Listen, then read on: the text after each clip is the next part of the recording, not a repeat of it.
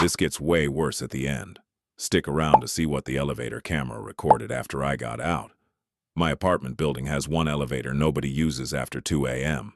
Not because it breaks down, not because it's old, because sometimes it stops on floor 13. The problem is my building only has 12 floors. I thought it was just another rumor until I came home late from work one night around 2:08 a.m. The lobby was empty. I pressed the elevator button, and the doors opened instantly. Inside, the lights flickered weakly. Under the security camera, someone had scratched 3 words into the metal wall. "Don't face forward." I laughed nervously and pressed 12. Everything felt normal until floor 7. Then the elevator stopped. The screen above the doors changed to 13. My stomach dropped. The doors slowly opened. Outside was a hallway I had never seen before. Same carpet as my building, same wallpaper, but the hallway stretched impossibly far into darkness. Every apartment door started with the number 13. At the very end, one apartment door stood open with blue light pouring out from inside. Then my phone buzzed. No signal, but somehow I had a new voicemail from building security. I played it. Static filled the speaker. Then a man whispered, "Do not leave the elevator." I backed away from the doors. That's when I noticed the mirror.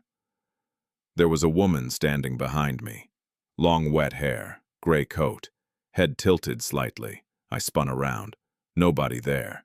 But in the mirror, she was still standing behind me. Closer now. The voicemail continued.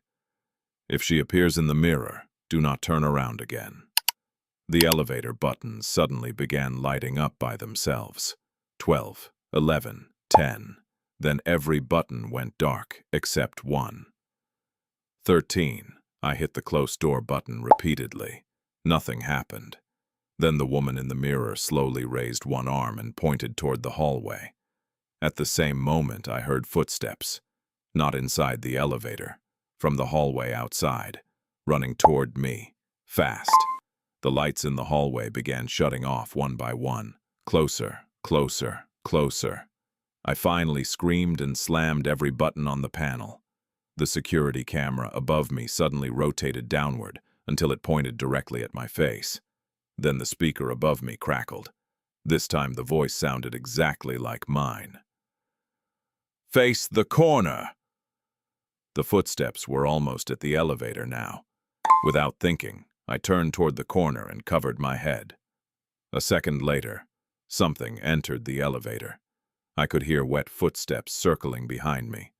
Slow breathing, then a cold hand touched the back of my neck. The elevator doors shut, and we started moving again. Down, way too fast. The numbers dropped past 0, -1, -2. Then suddenly, everything stopped. The doors opened back into my lobby. I ran straight to my apartment and locked the door. The next morning, I asked the building manager if the elevator camera worked. He looked confused. He told me that camera had been broken since the 90s. Then I showed him the video saved on my phone, a recording from inside the elevator. The timestamp said October 13th, 1996. He watched silently until the end.